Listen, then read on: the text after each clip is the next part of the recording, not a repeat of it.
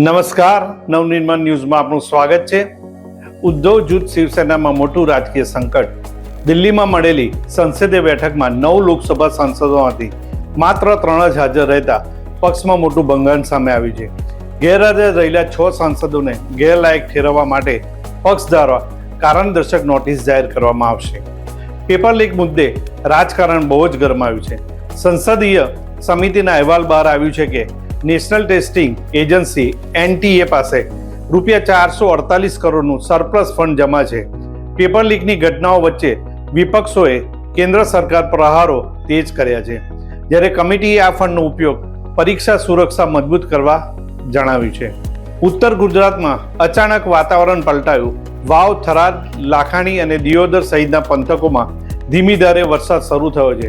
લાંબા સમયના થી ખેંચાયેલા વરસાદ બાદ મેઘરાજાની એન્ટ્રી થતાં ગરમીથી રાહત મળી છે અને ખેડૂતોમાં ખુશીનો માહોલ છે.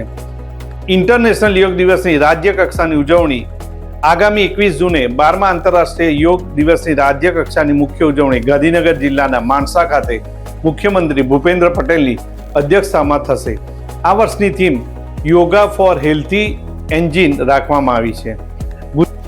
ગુજરાત સેઝનો નવો રેકોર્ડ. ગુજરાતના સ્પેશિયલ ઇકોનોમિક ઝોન સેઝમાંથી થતી નિકાસ ₹3 લાખ કરોડને પાર પહોંચી ગઈ છે, જે 12 વર્ષમાં 67% જંગી ઉછાળો દર્શાવે છે.